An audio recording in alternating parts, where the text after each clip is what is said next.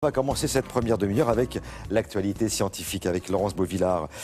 Certains vont peut-être trouver demain matin au pied du sapin le jeu vidéo qu'ils ont commandé au Père Noël.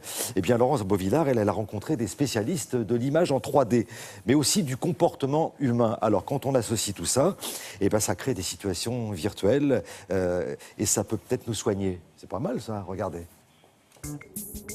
Ça commence comme un jeu vidéo dont vous êtes bien évidemment le héros. Un Fort Boyard de salon qui va vous soumettre à des situations virtuelles. Cette cabine d'immersion est un prototype permettant d'étudier le comportement humain dans un monde virtuel. Que l'environnement virtuel était suffisamment réaliste pour vous. La porte était suffisamment étroite pour que vous ayez besoin de tourner les épaules pour passer à travers cette porte qui n'existe pas sur le trou.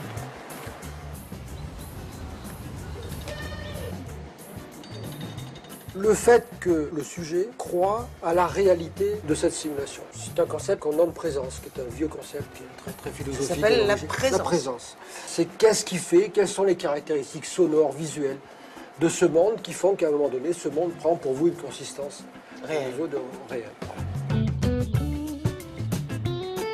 Et à droite, tu trouveras l'ascenseur. Ici, on étudie le comportement humain, essentiellement.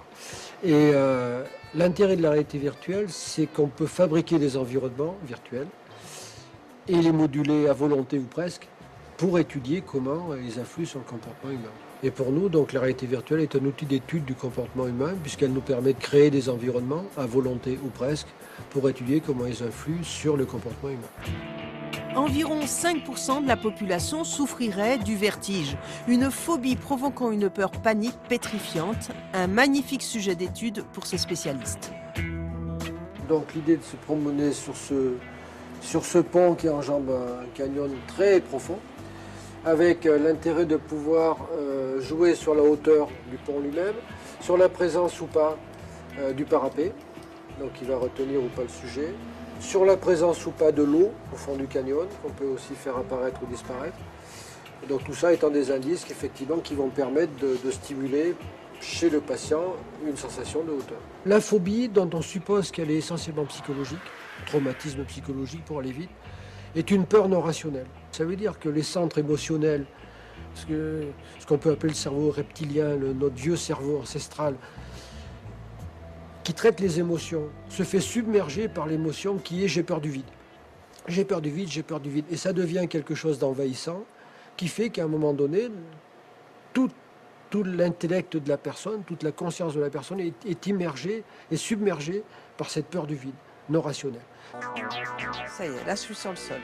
Ce qu'on essaie de faire avec de la thérapie, c'est de redonner au sujet du contrôle sur leur peur. On donne au sujet les moyens, on essaye en tout cas, à travers la thérapie d'exposition, de raisonner sur la peur et donc de lui donner du contrôle.